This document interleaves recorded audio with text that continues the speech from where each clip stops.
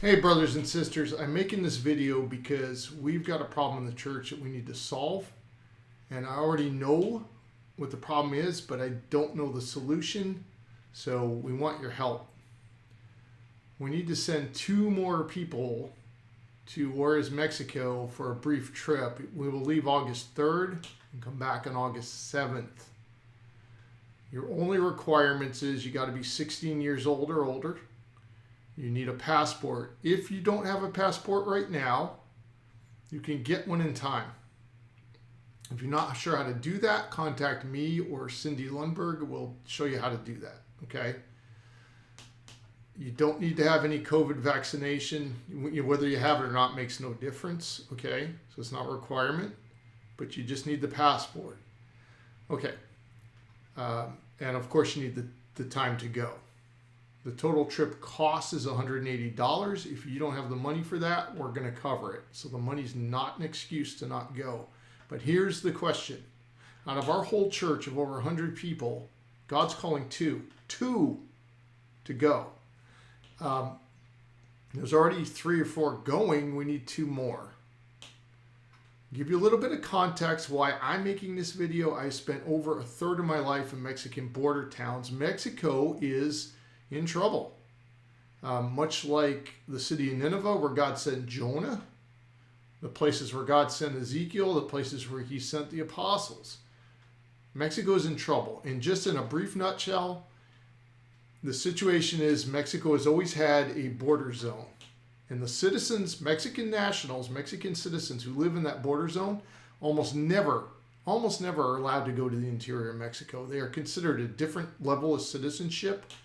And that is primarily, on the Mexican side, that's the way the Mexican government has run things. So imagine you grow up in that culture where your own country doesn't think you're a full citizen. Think about that. So that's what these people grow up with. Now, Nola and Marie Shockey are missionaries over there. They live there full time. They're wonderful people. And so I wanted to answer a few of the potential objections you may have. First of all, is Juarez, Mexico dangerous? Yes. It's the murder capital in North America. Almost all those murders happen between drug cartels. So you say, well, gee, that's great. Almost all. What about me? Listen, Nola and Marie have been there long enough that they know where to go and where to be safe. And if you even encountered any resistance, it's only going to be resistance from people who are of different non-Christian religions, maybe trying to interrupt what you're doing. It's not going to be any violent resistance. There's no reason to do it. They don't gain anything by doing that. You're not a target, okay? Another potential objection that many of you may have is your personal view on politics. Remember, these are people that have grown up with a certain way of thinking. The Mexican government's told them certain things. The American government's told them certain things. You're not there to deal with that.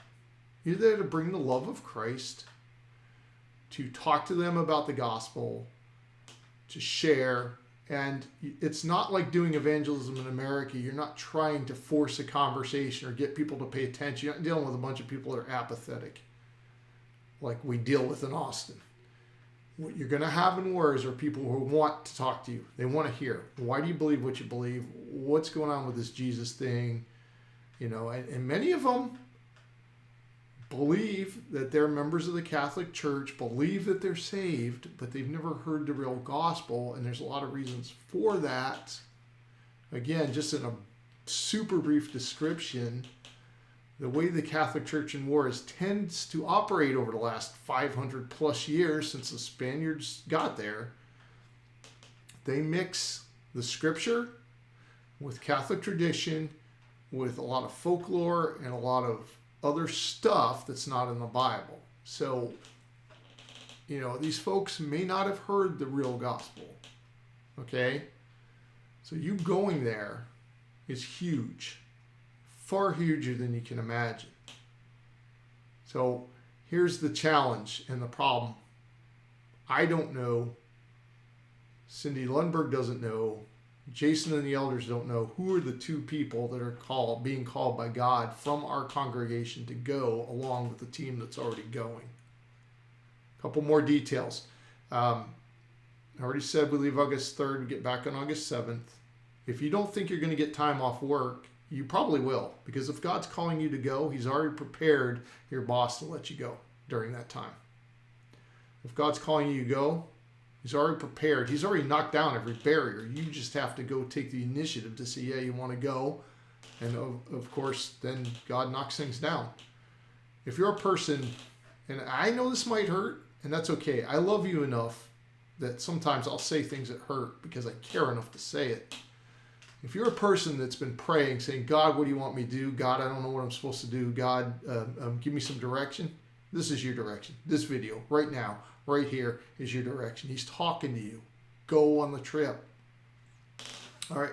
Any other questions you have about Mexico or, potential interactions, whatever, let me know. You can contact me. You can contact the Lundbergs. We'll be happy to answer those questions. You're going to be with Nolan and Marie Shockey the whole time.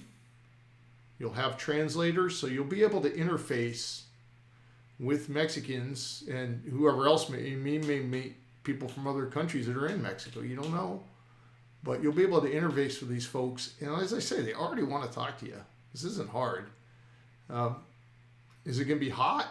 It's not as hot as here. So you might get a break from the temperature.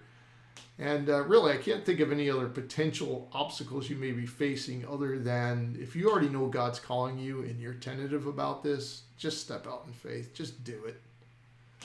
All right. Thanks for listening. I appreciate your time.